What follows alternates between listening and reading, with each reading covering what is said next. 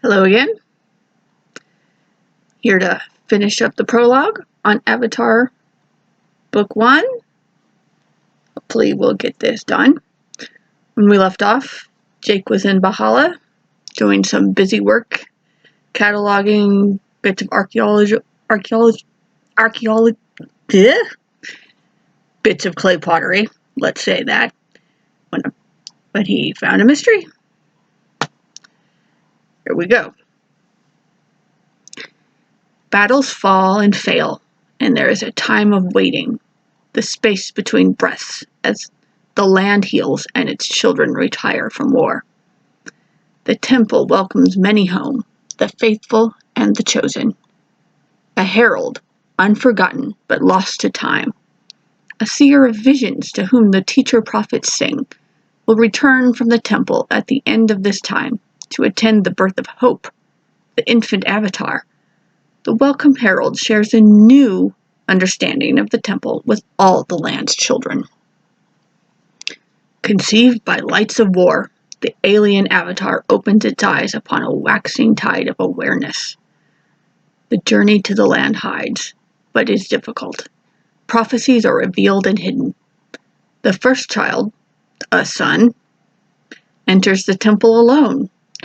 With the herald, he returns, and soon after, the Avatar is born.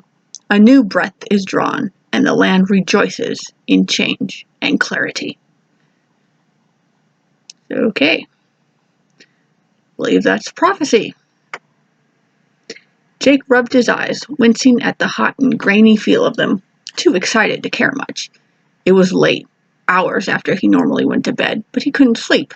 He sat at the ancient chipped desk in his small field shelter, the translation and the original in front of him, writing and rewriting the text story in his mind. He'd lost count of how many times he'd read it, but if it was true, if he decided to believe it, everything changes. And how can I not believe it? How can I deny what's in front of me? He'd already verified an approximate age, making it a credible artifact. To get an exact date, he'd need access to equipment in Valhalla's lab complex. They had a sensor there for detecting the degradation of cytoplasmic proteins in plant cells, used specifically for pounded root parchment. It's pretty cool. It was amazing how well preserved most of the ancient Bajoran writings were, the materials treated by some method long lost to Bajor of the present. Even the oldest books seem to have held up better than many stone carvings from only a few centuries ago. Sorry, Kindle fell down.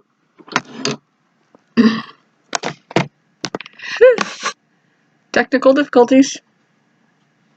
I'll put it right here.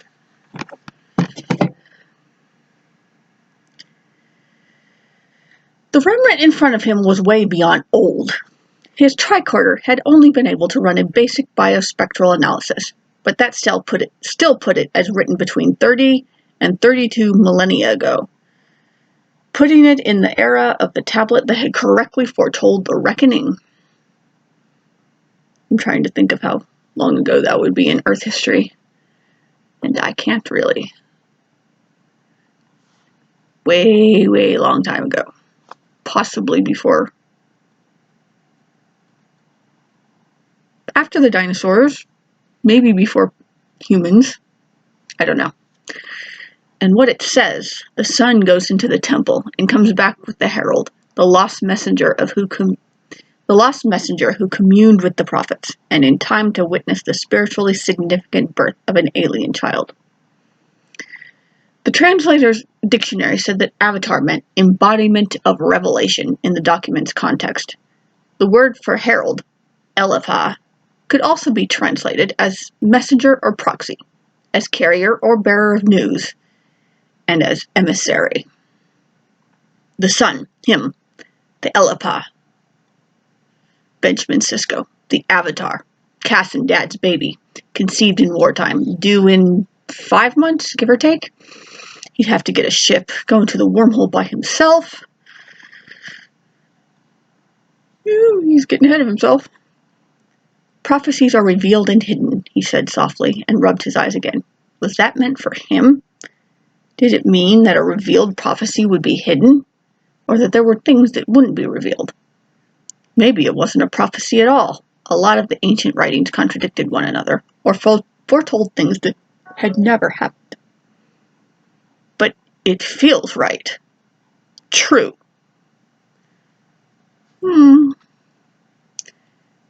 How much he's wishful thinking, how much is true.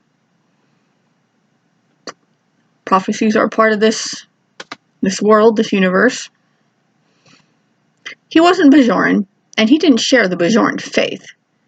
But he'd seen and experienced enough not to doubt that the prophets, whatever they really were, had an interest in the destiny of Bajor. And he knew from his father's encounters with the wormhole beings that feelings counted for a lot. It felt true, and he couldn't shake the distinct feeling that he was meant to see it. Jake shook his head, not sure where to put such an overwhelming thought that millennia ago someone had foreseen him and written about it.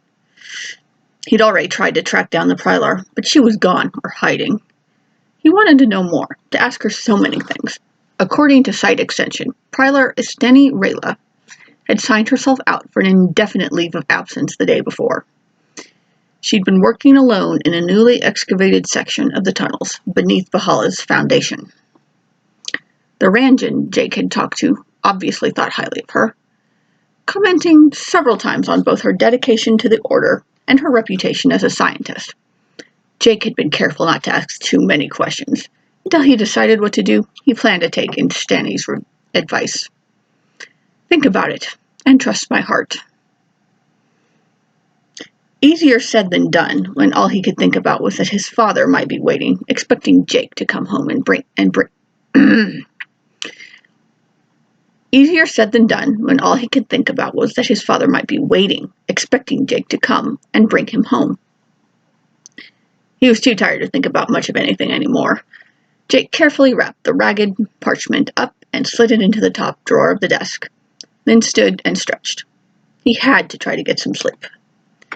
He crawled into bed, tapping the manual light panel at the head of the cot, and pulling the dusty coverlet to his chest in the sudden dark.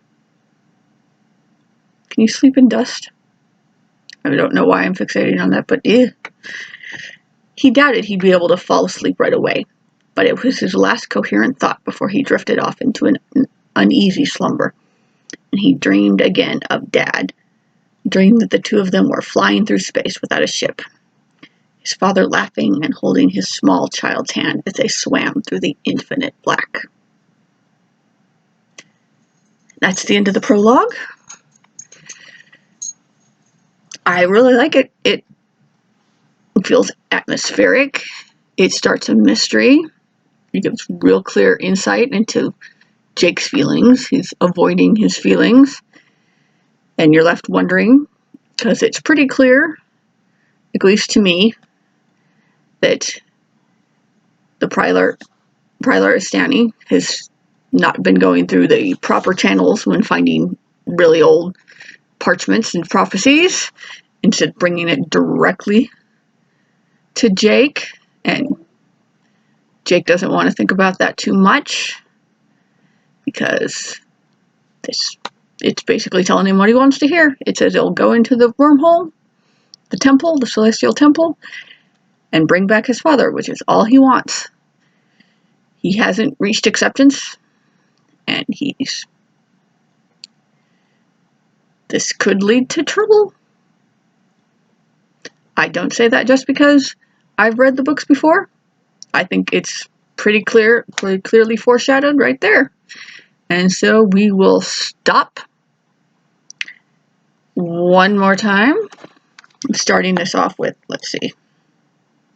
Apologies for not having my setup completely